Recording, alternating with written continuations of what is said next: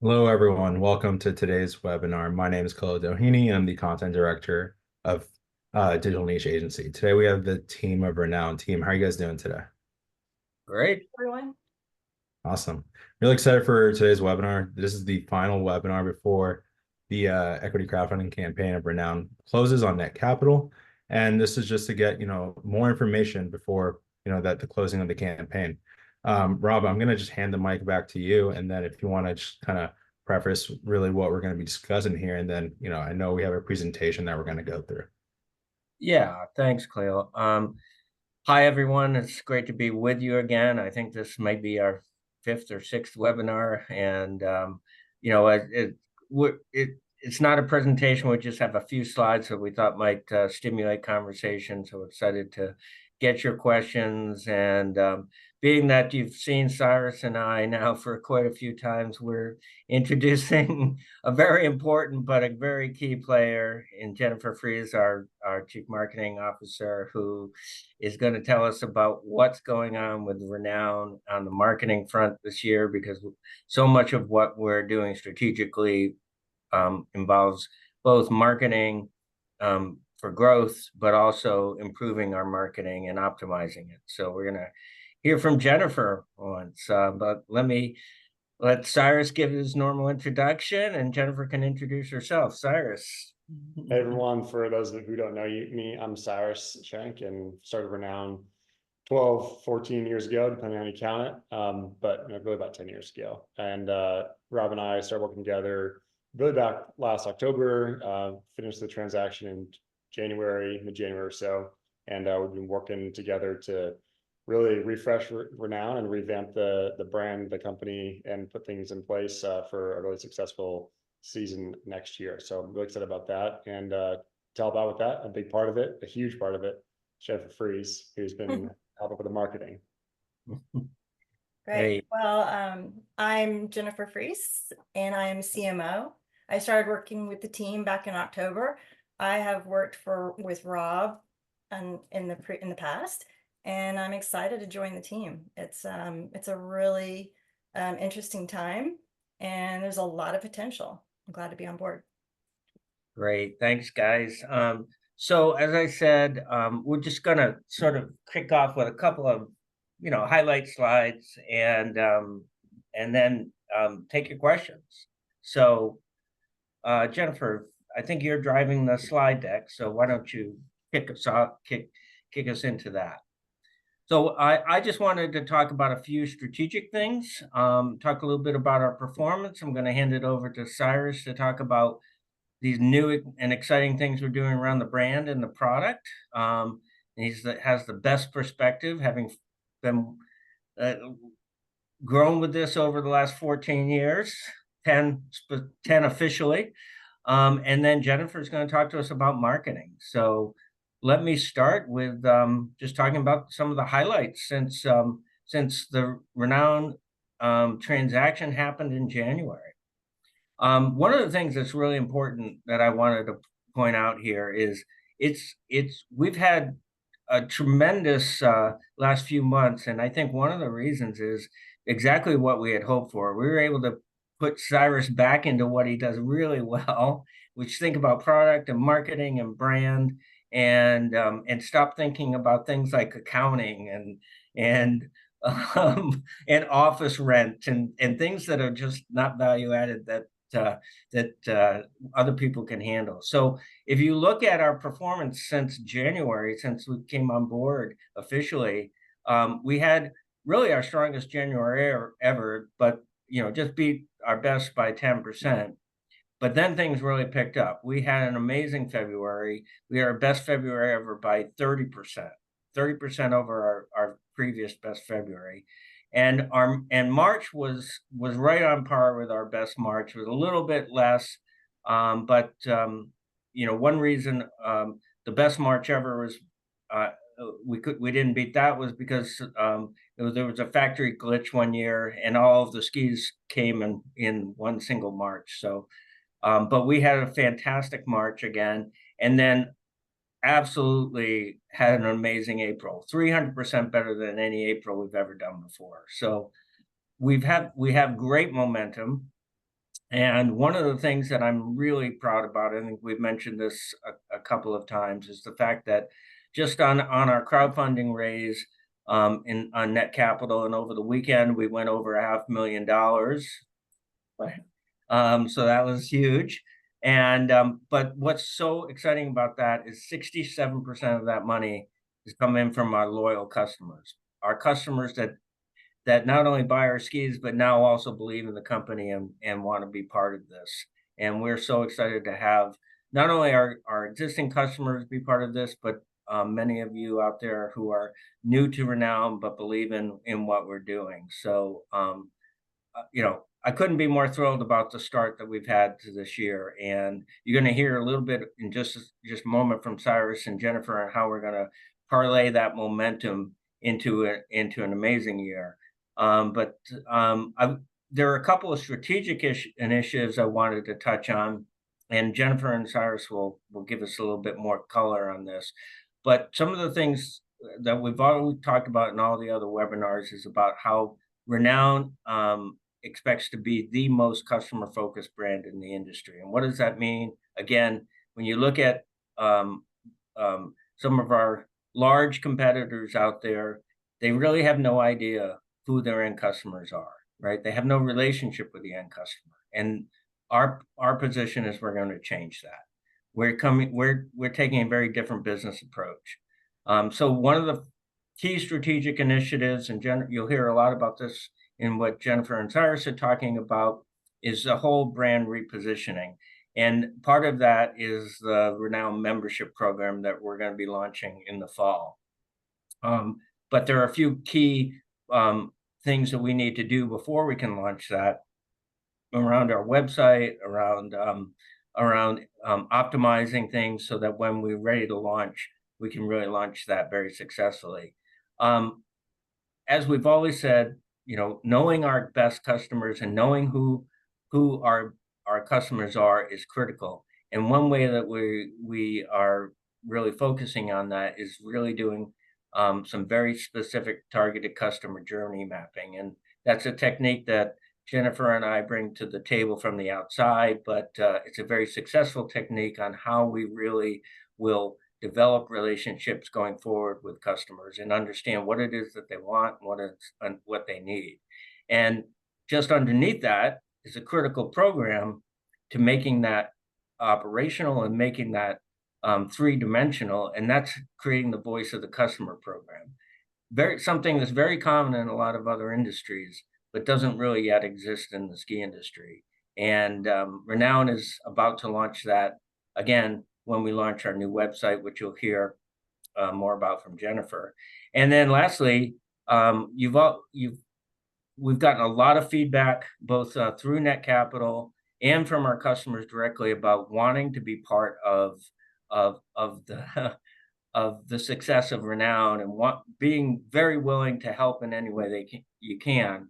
And one way that we see that one avenue for that is our Mountain and Customer Ambassador program.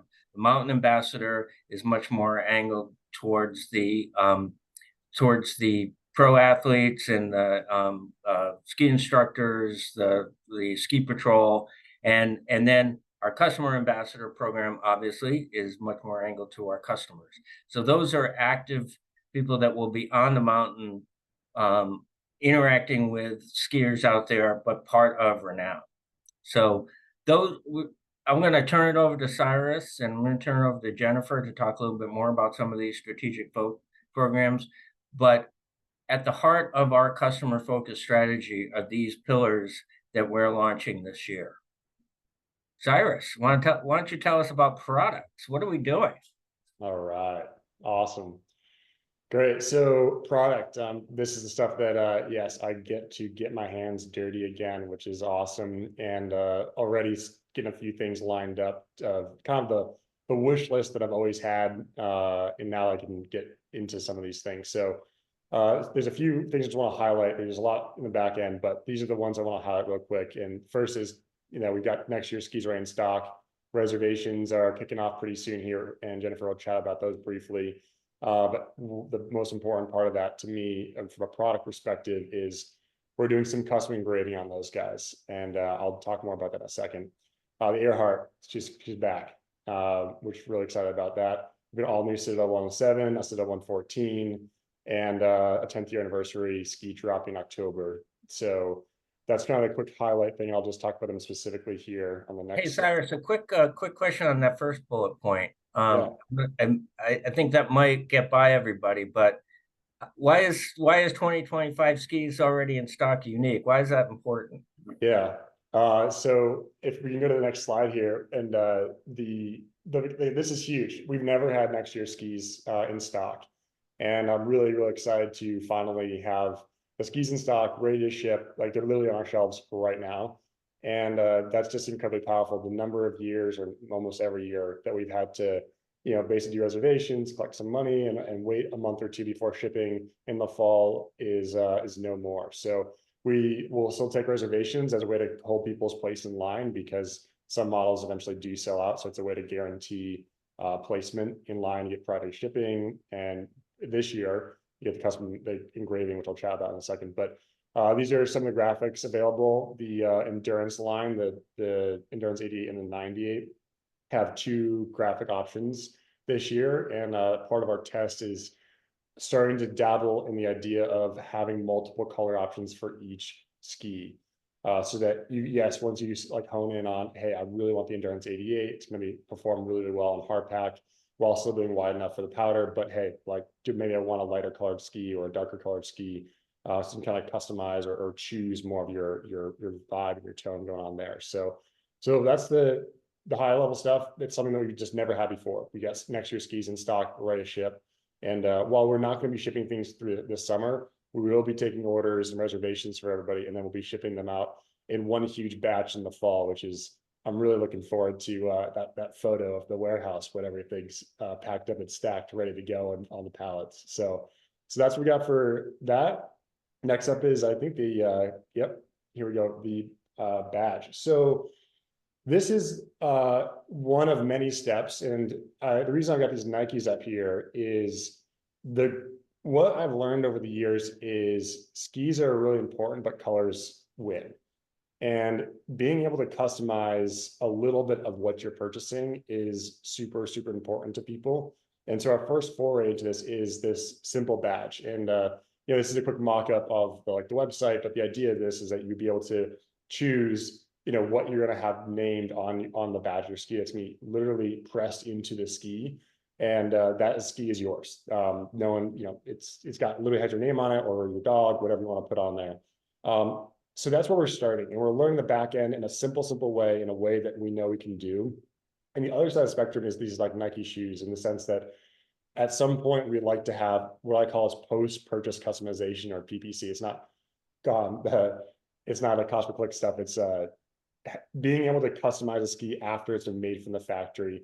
And this is something that, while we're never going to get to quite the level of a Nike ID thing, that's not really our aspirations, getting towards that direction. So being able to buy a pair of skis and really choose, like, what color do you want the bases to be, or what color do you want the color hit to be. So this engraving is really just the first foray, the first step in that direction. And this is the one that we knew we could implement really fast.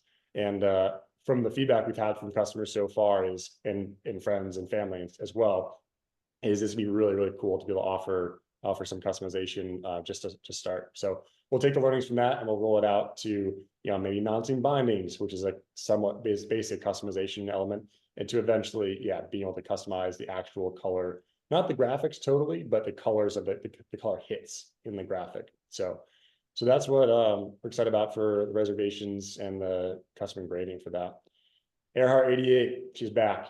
So basically, because of manufacturing constraints last year, like kind of the ski industry, as you might imagine, manufacturing, you're always a year out. So we had some legacy constraints with the factory last season. So we had to basically decide to hold the Earhart back, and did not sell it last year. But next year, back, and we've gone with a much more bold color next year. This is something that we're really excited about. And again, I had a little more time to actually ask and get feedback from many people before we went in this direction. I mean, it's a big difference from the existing, you know, more muted colors and stuff.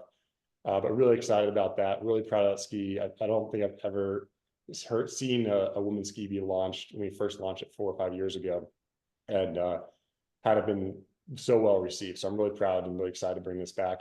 And then the Earhart, we're calling it the Earhart 98 right now, but basically a wider or a different version of the Earhart that might be better suited for powder is also under development. So that will be really kicking off in earnest this winter, which I'm excited to basically tee up the question and hand it off to a group of ladies to find the answer, because it may not be a 98, maybe it's a 97 or a 104, we don't know. But that's why the Earhart's successful, is because it's always been designed by women. So Cyrus, do you want to elaborate a little bit on our customer feedback of how we got to engage our current customers on the final design choices?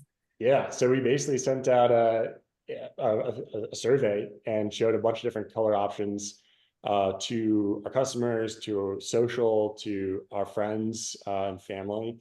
And we had a lot of responses and a lot of passion behind each of the choices and stuff. And this one, it was actually a big surprise. The one that I had chosen that I thought would be a hands down winner was not this one at all. So it's fun to be able to interact and have customers who have already owned the Earhart in a different colorway be able to chime in and have their input in that. And I think that's a great example as we roll out our voice of the customer program. So yes, most of the feedback, because it's a women's ski, it came from women, which I think the color Cyrus and I picked was not this color. Yeah. And and I'm glad we got the right feedback. But that is a great example of how we are going to be relying more on the voice of the customer going forward. Yeah. And I know this sounds simple, but this is the stuff that, I wish I had been able to do in the past, just didn't have time. And yes, a color change one or the other, it's a digital file. We can change it relatively quick, but I'm really excited for, as we keep going with this stuff, like what else will we be able to do? So yeah, it's very exciting. Yeah, I would just add that it's really fun and exciting to see the enthusiasm from our customer base about the new ski. It helps fuel us for what we do. So are you ready to go on to the next one? Yeah, great. All right. So this ski is basically like my favorite ski of all time. The Citadel 107. The Citadel has a long history. It's always been a really lightweight ski, more of a powder oriented ski. This year it's been totally revamped from tip to tail. There's nothing from the legacy, from the original design that we brought over, other than it just being light and having an aspen core. But totally new design, tip to tail, a little more rocker. It's literally 15 grams heavier, so it's nearly the same exact weight. An incredible graphic. The response we've had on the graphic alone, people are freaking out. So this is I'm really excited, and it firmly places the Citadel away from the Endurance 98. It is definitely its own category. And I mean, this is a ski that our athletes are just like itching to get their hands on. Well, and I think it's what's amazing is that the existing Citadel 106 is the ski that we won the gold medal on, and we are not sitting resting on our laurels. That's the best ski we ever designed, and now we've made it better, and we completely redesigned it. So congrats, Cyrus. That's a bold move. Yeah, you've got to stay, always, you got to always be evolving, progressing, even your own stuff. Otherwise, like things get stale. So certainly you want to have a framework that you can build upon. And this is a ski that we see being around for, probably for a while. But yes, we really started from the top again. And one cool thing that I really love is we're doing a full lineup here. We got 163 all the way up to 191, which as a tall guy, I always, I'm voting for the 191s, but last year we've never had a Citadel shorter than a 169 or a 170. So being on the 163 means that this is going to be skiable by far more people. And then lastly, we got Citadel 114. We've actually produced these in the past. We've really been quiet about it. We didn't really advertise it much. And a 114 is basically just a much wider version of this ski. True powder performer, a lot more, shovel, a lot more flotation. And so we're bringing that back, which it's going to be really fun. Again, it's very much an athlete ski. It's going to be the Halo ski. that people are gonna, I think, really want for their, you know, heli trips and big backcountry tours and stuff like that. But the most of the sales are certainly going to be the 107, just because it's a much more reasonable thing. But having 114, it's always fun to have a fun ski for the fun days. So that's the Citadel. And then last but not least, the 10th anniversary ski. So you know, I kind of joked in the beginning of this, I've been doing this for, you know, 14 years. It depends on when you really count it, but this is really actually our 10th year on the market. You know, the first couple of years of the dorm room, making skis and kind of burning things down, just before we incorporated. So this is our 10th year, and we're making a special ski. It's gonna be super limited quantities, and when we say limited, it's gonna be very, very limited. Yeah, I'll be hand signing each pair and numbering each of these pairs. And it's going to be on a shape that will be familiar to a few people, but we're not saying what it is. And it's not any of the skis that are on the wall behind me or that I showed you earlier. So it's an unreleased ski shape that yeah, you'll see what it is. It's going to be pretty exciting. So that'll be a really fun one. We'll be dropping that in the fall sometime. And then the last thing here is I think we're doing the thing that I always come back to is like, we have to be doing all this stuff while still having fun. And I think, you know, it's for me, I could go back to back to skiing, back to my roots and designing products. So making sure that while we're doing all this stuff, building things out, progressing the technologies as we're making sure we're having fun in the process. So just remind everybody else that I love it. So with that, I think, Jennifer, you know, now it's about growth, right? And growth for Renoun is about how we optimize marketing. So I want to turn it over to Jennifer, and Jennifer, you could talk about what are our opportunities here. Jennifer, you're on mute. Thank you, Rob, and thanks, Cyrus. Having a awesome ski lineup really makes marketing job easy. I'd like to just share a few of our highlights. As we wrapped up the ski season, we got to turn our direction to some more strategic initiatives, and some of the fun part, where we are working on a brand refresh to refine our messaging, as well as a website redesign and build. We launched our soft launch today, which is a lot of fun, to an upgraded platform in time to support our summer ski sales that kick off next week. It's a chance to get skis at the lowest price of the season, our early bird pricing, with only $100 down. So you can secure your skis and look forward to an amazing winter and know that you have those. So we're really excited to get the new site, this soft launch up. Immediately we have a more modern site that matches the quality of our skis. It's faster, it has more intuitive navigation, and just an overall better customer experience. And really, this is just the beginning. This is just us moving to the new platform. We will be doing a deeper dive all summer to refine that brand messaging and tailor the journey for our different customers.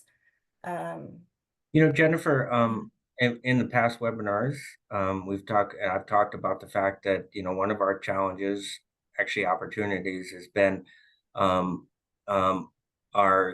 conversion rate. And one of the things that you know, our strategic initiative here from a marketing optimization standpoint is to get that conversion rate, which is kind of a paltry less than 0.5%, up to something that is what you would consider as a industry standard. Industry standard, Mm-hmm. Which will drive a tremendous amount of volume and sales. But you want to talk a little bit about that issue? Sure.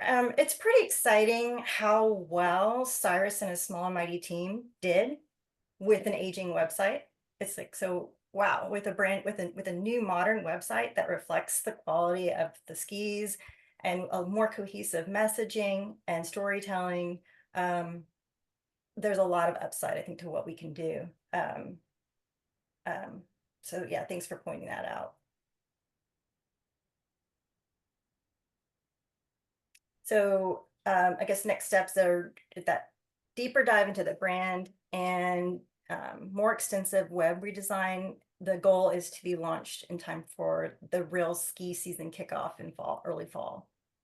So yeah, so we are really as we've talked about, and I opened here, the strategic initiatives here are one, to bring back and optimize marketing to reflect, as Jennifer says, reflect the quality of not only the product, but the quality of the brand, and to drive that conversion rate up, because we do not have a problem at the top of the funnel where we've got significant volume of qualified leads coming in, and the work that Jennifer's doing and Cyrus supporting that, to redesign the website, improve the whole nurturing process, improve the storytelling. Those are all the things that go into changing that conversion rate. So, and to me, that's actually the low hanging fruit. That it and that enables us to then take the next step, which is to start doing things that are disruptive, like the customer membership program and the ambassador programs. So I think Khalil, from did not want this to be an hour-long presentation. I kind of want to turn this over to questions, because that's really why we're here. Yeah, I'm already seeing some questions coming in, and just want to remind everyone, the type of questions we cannot talk about are ones that are that have anything that's forward-looking, anything that's around the financials or anything that's down the line. You need to stay away from that. Let's see. The first question we have here is weather swings mean ski seasons on the West Coast, at least, are no longer a sure thing. What concerns, if any, do you have over changes in snowfall or the perception, at least, of shorter seasons on people's desire to purchase new skis? So that's a great question. Something I think the whole industry is concerned about, right? So, yeah, there is the reality of of climate change and how it impacts things. If you look at the last couple of years, one of the interesting things is that the ski season has sort of shifted a little bit. Believe it or not, because I'm actually heading there tomorrow. Utah got several snowstorms this year in May, over a foot. So the question is, how is the ski season really changing? And of course, things like the Icon Pass and the Epic Pass are making more mountains more accessible to people. So that is, there's a reality, but there's also the industry's response to that. I mean, Cyrus, what's your take on it? Yeah, so I think the important thing here is, no one can predict the weather, obviously, and we all expect climate change to mean bigger swings both ways. And we obviously need snow to do that, but it's not going to happen overnight. And there's still snow in places, and people still travel for snow. We're not a bargain brand where people and a lot of our customers travel already to go skiing. There's more accessibility than ever. The numbers of the skier visitors just hit a record. I'm not sure of these year's numbers yet, but last year hit a record all-time high. So if we're talking about 50 years, different story. But are we talking about the trajectory that Renoun set on?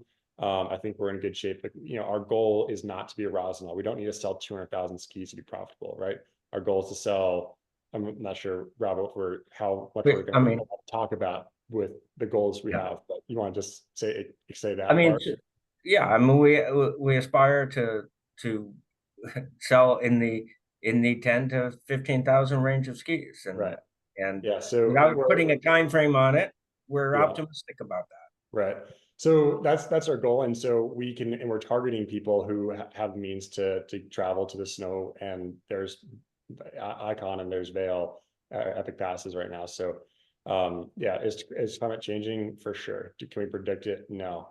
And neither can anybody else. So I think we're in position to very quickly take some market share from other ones. And again, we're not trying to take much. We're going from very small amount to just a small amount. And then how do you all think about the new higher quality gear program that Epic is rolling out? Do you think this will have an effect on people's decision to buy versus rent?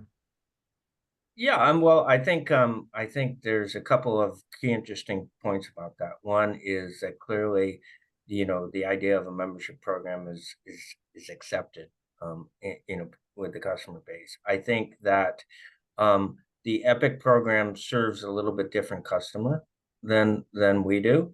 Like our customers actually want, want their skis and want to ski on the same pair of skis.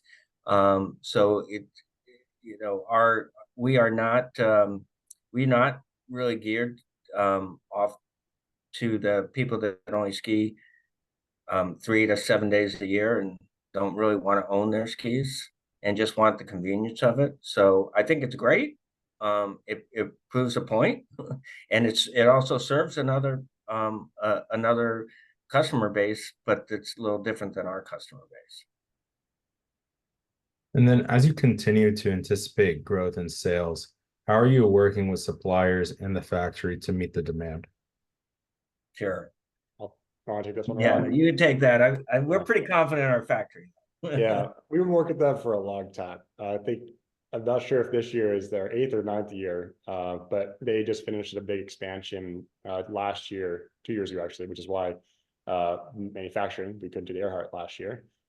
So yeah, we have plenty of capacity. I'm also actively talking with other factories because there's a point where we're going to need to expand to Europe, and it probably would be easier to build skis there instead of shipping, building them here and then shipping them across the ocean.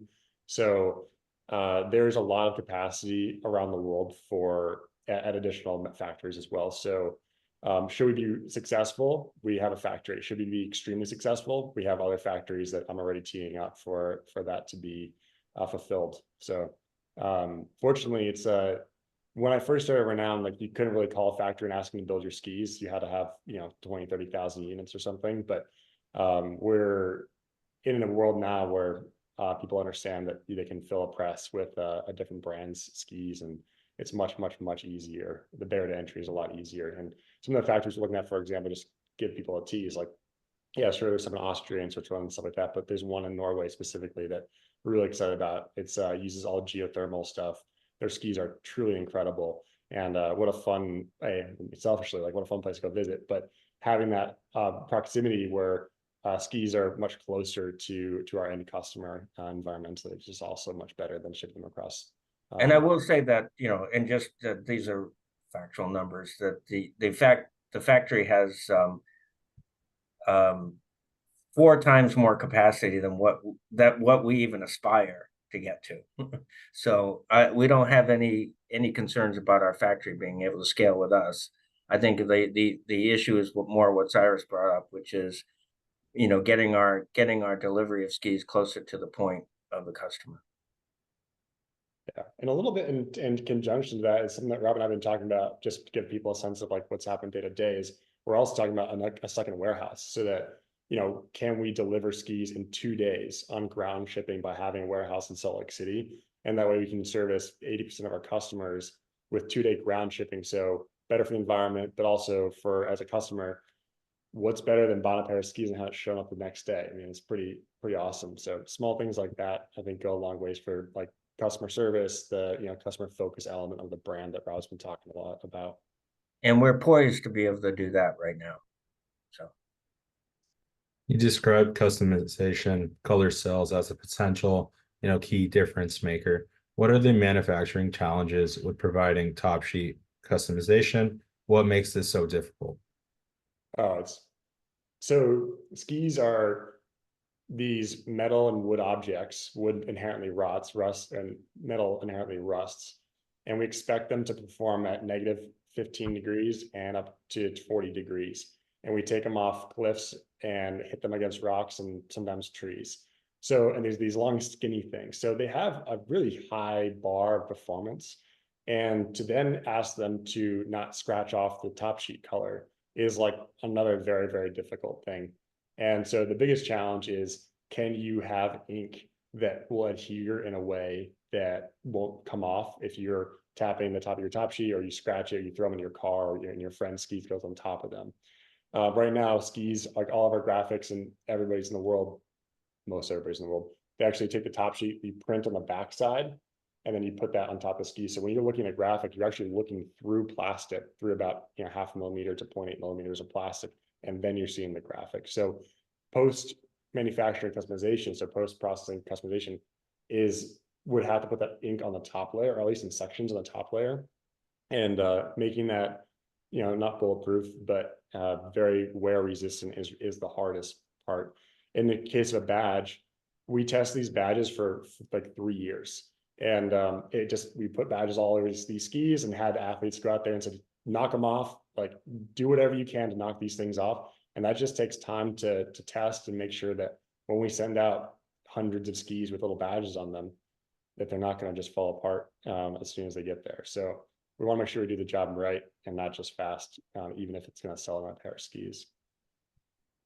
And then could you please discuss strategic partnerships within the industry to promote the brand, current or planned, and to promote the brand, any sponsorship / endorsement deals? The first part of that was, I missed the very first part of that question. Yeah. Could you please discuss the strategic partnerships within the industry to promote the brand, current or planned? So yeah, there's multiple different levels of partnerships. So there are certainly the partnerships with influencers and athletes and named persons. There are also partnerships that we're looking at that we're very excited about, with co-branding and co-marketing partnerships with other like brands, where our customers are also their customers, and we can jointly expand our customer base exponentially as opposed to geometrically. And so when you look at that, a perfect example, right?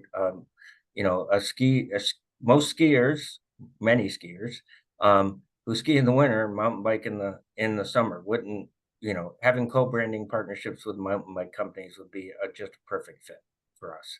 Not to mention things like goggle companies, but they have to have the right brand ethos for us to fit with them and them to fit with us. But that is absolutely something we are aggressively pursuing as part of our membership program, and that's going to be something exciting we're doing. Cyrus, you might want to talk about the influencer and the athlete partnerships a little bit that way.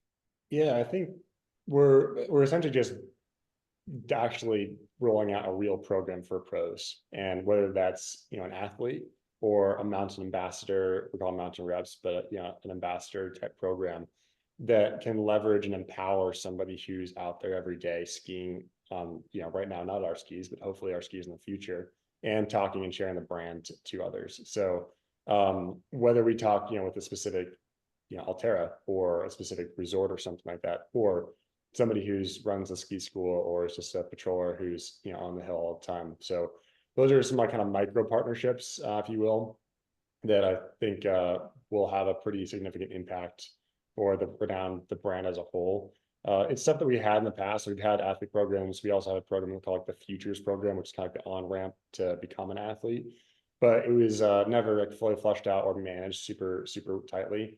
And we've got someone working on that full time right now to make sure it's buttoned up tip to tail, and really going out aggressively to find like the right person at the resort to have on our skis, and reward them in ways that are fun and are to our brand ethos and to like skiers. So it's not just about money. It's going to be about stoke and excitement and being able to decide on what skis get produced and stuff like that. So it'd be pretty fun.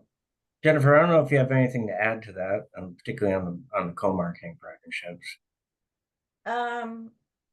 Yeah, I mean, as far as the athlete program, it's also just a really great way for us to get content and exciting storytelling of how people are using our product, and to spread awareness and engagement. So yeah, and I think that's a great point, because being the customer focused brand, it's not just about selling product, it's about bringing new and refreshing and fresh content to our customers, to our members, to the people, our subscribers who want to visit with Renoun. Having a content strategy is extremely important to our overall strategy. Thanks, Jennifer. And it's a lifestyle brand, right? It says something about you, what you ski, and it's a community. So we definitely want to foster that. Yeah, there's a lot of very excited people that are already skiing Renouns, and we haven't done anything to stoke that fire. So throwing a little bit of, not even gasoline, but we're just like letting people talk to each other. That's kind of stuff that's going to go really far. We got to be very careful how we answer this next question. It says, apologies for being late and missing the start. Did you discuss already details regarding investments, such as what round of funding is this? How are you valuing the company with the round of funding?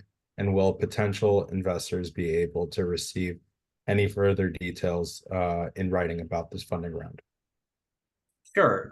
Well, most of the answers to those questions, Leo, are actually in the offering document, the official SEC offering document. So I can be very frank and honest about that. So from a funding round standpoint, if you think about what this is essentially the A round, not the angel round for Renoun. It's essentially the A round, because Cyrus had the common unit holders would be considered the angel investors of Renoun. So we're still kind of in that A round in between stage, which is a great opportunity. From a pre-money valuation, as identified on the offering document, the pre-money valuation for Renoun is 1.150. And the post-money valuation we expect to be at around 2.8 million.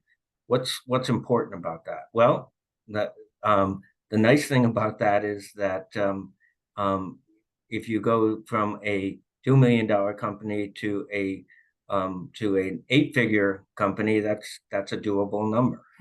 To go to it's very difficult to go from a 7-figure company in valuation to a 9-figure company. So that would be a huge challenge. But going to an 8-figure company is a very reasonable challenge.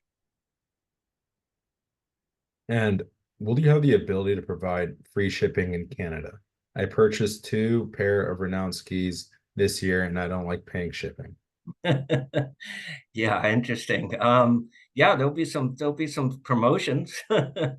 Canada and international is a little challenging because there's a whole different set of economics that go with it. Canada is a little bit more reasonable, and one of the reasons why we specifically while we're looking at distribution in Europe is so that we can be more economically feasible getting skis to Europe. Cyrus, Canada. I know it's silly that we build skis in Canada and then we ship them to the US, then we ship them back to Canada and charge money. The reality is, even though there's NAFTA or USMCA, which is a new trade agreement, even though there's no duties or taxes on those skis, it does go through a government agency, and we do get charged not an insignificant amount of money for them to say, yes, skis went through here. So that's why we charge in Canada. The reality is 15% of our customers, or maybe it's 12% now, live in Canada. So it's just a numbers game, and we have to open a second. If we're going to do a second warehouse, we have to do it in the US first to supply the other, basically 80% of our clients. And then eventually, it's in the plan, and maybe I can't say this, but we are very well aware of the need to be faster shipping in Canada, and the solution for that would be open us a third warehouse there, and you avoid crossing borders at all, and the shipping times just go significantly down because they're not stuck in a customs port somewhere. So, but I will say, in our membership program, will always be free shipping. So that's a nuance that is to come. And then I guess this is maybe for Jennifer, or it could be for everyone here, is who do you think does content and lifestyle branding the best today, in your opinion? Like ski brands or just brands? It says brands here. Depends what industry. I have a few things that come to mind. Tracksmith Yep. does a great job of creating community Ski brands, yeah. and content based on those community events, and a membership with special benefits. Yeah. They do a great job with storytelling and making you feel a part of that community. And So then you know, that's a good comparison to where we're heading. Yeah. Definitely. And can a customer try before they buy, maybe at a specific resort? So I guess we got to do a better job of messaging this, because one of the things that that has always been and is not changing, in fact, it's probably expanding, is that you can get a pair of skis from Renoun shipped to you. You have 6 months to try those skis for 5 days, and you can send them back at our cost and get your 100% of your money back. That's about as good as try with no risk as you can find. And you know, we're not the only company in the industry that that does that. So we were the first, but we are doing things to expand some demo programs at some key locations. And I cannot talk about any of those things yet, because those specific deals are not done, but they're in process. And they will be available at some key mountains. It won't be the traditional way demo programs that you see that shops run. And we do not want to be a rental ski program. I can tell you that. But we will do some. We do recognize that demos are a fact of life in this industry, and a lot of people want to try before they buy. But our no risk guarantee and money back guarantee is pretty much a no risk demo. And I think I obviously do a better job of messaging. And I'll just say too, for people who are wondering, like from an investment perspective, like, yeah, okay, guys, great, you're not doing demos, but I don't think you should. There's examples of companies who don't do demos as well, who are doing the types of volumes that we aspire to. So we know it's doable, and we know it's doable without demos. I have had a lot of experience doing demos myself, working with people who do them, and the current way of doing them is just not great. And I know it's a legacy thing that we're gonna kind of have to always answer, like Rob's saying, like we've answered this almost every webinar, and I get it. It's a question that definitely comes up. But I think that the strategy we have going forward, we know it can work. So we know we're not barking up a tree. And most importantly, it allows us to focus on the stuff that we really know is important. Doing demos is a great way to burn a lot of money really fast. It's really hard to do correctly, and to maintain a good brand, a good customer experience while doing a demo is really, really hard to do consistently. So I guess I would just jump in and add, from a marketing perspective, direct to consumer, there is a barrier of not getting to touch and feel the product. So some of the things that we're working on are incredible product photography, so that you can really get a good view of the product. Of course, these relationships we talked to with athletes, to see how they experience the skis and what they love about the skis. And we have improved reviews on the website where people can provide their own content and feedback. So a way to get that confidence that you're getting the right ski for you. And then see a question here. It's, will you send your new skis to Blister for reviewing? And will you be at the Blister review week next season? Blister already has our skis. So yes, answer is yes for that. And we actually, Rob and I haven't even talked about Blister next year. So does that user work for Blister? what do you mean work for Blister? I mean, I will say that we are absolutely, enthusiastic about participating in in the right review programs where they're honestly reviewing the skis. We certainly think Blister is one of those. There are others that are not as honest, and we shy away from them.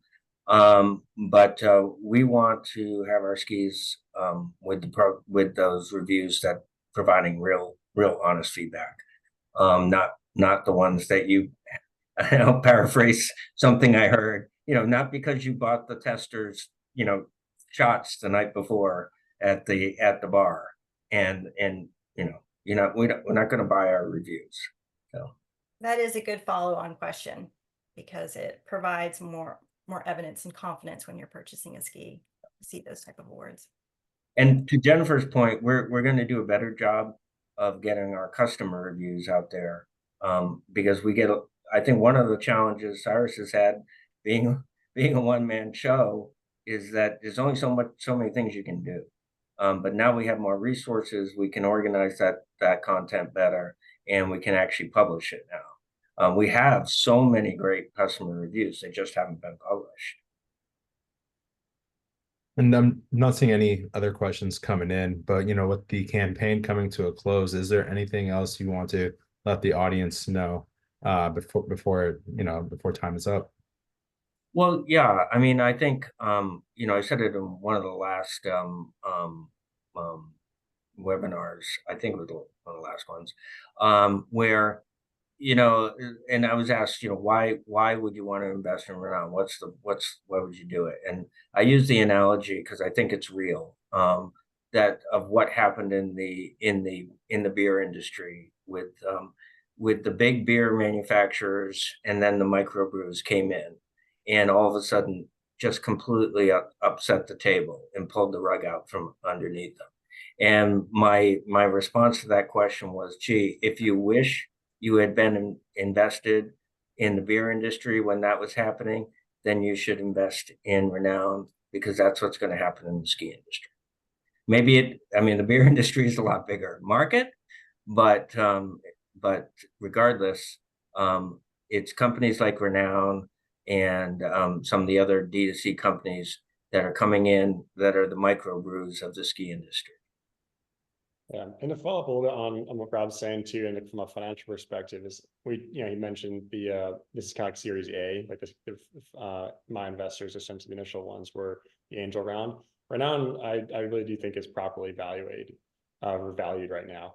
We are not starting off the gate with a crazy high valuation that's kind of just closing our eyes and guessing somewhere. So I think we're in a really good spot for the ability to grow and capture some of that change, that changing of the guard that's happening in the marketplace right now in the ski industry. It's definitely happening. I've been doing this for 14 years, now 10 for the 10th year anniversary, but it's 14 years, been here for a while. And I certainly have my ear to the ground, and it's interesting to watch. When I first started, I thought for sure, like a couple of years in, that Solomon or Rosnell or KT was going to go direct. And it took them forever. It took a long time, but it's finally here. Things are happening, things are shifting. And that's why we're in a position to be capturing that. I call it's really the changing the guards. They're the big players that are here today will be very different in 5-10 years. I really do think that, and just based on stuff I've seen and how people are now starting to shift, and not just small companies, but big ones too. So it's gonna be pretty fun to be part of that. And I'll reinforce something I said right in the beginning, in the slide I presented. If you don't have to believe what Cyrus and I are saying, Jennifer is saying, but you do have to believe the fact that if of the $500,000 that's come in on net capital, 67% of that is coming from our customers, then the people that are actually on these skis actually believe in this company, and we're so thrilled about that. Yeah, Rob, are we allowed to talk about the other side of funding? Like what's like just Sure. Yeah, I think it might be. Yeah, I mean, I want to be clear, because the crowdfunding is not the only source of our funding. We've actually raised, in addition to the crowdfunding already, $1.2 million. So, and we're doing that through the traditional channels, the Reg D channel. So, yeah, that's not forward looking. That's actual numbers, and our we want to We want to maximize the crowdfunding round, obviously, because we want more of the average people to be able to invest in it, not just the accredited investors, because we think that's really valuable for a company like Renoun. Yeah, the 500,000 that's on net capital that is public facing, is on top of the other I'm not sure 1.5 or 1.152, Yeah. but so it's good company. I'm going to drop the net capital link here on the chat for everyone on the webinar, and want to thank everyone who attended the webinar today. And just a reminder, Renoun is closing in a couple days. Go to the link, check it out, read through the page, and then if you like what you see, maybe consider making an investment. Everyone on the team, thank you for taking the time out of your day to talk to us. Thank everybody for joining us sincerely from the Renoun team. Thank you, everyone. Thank you. Have a good one.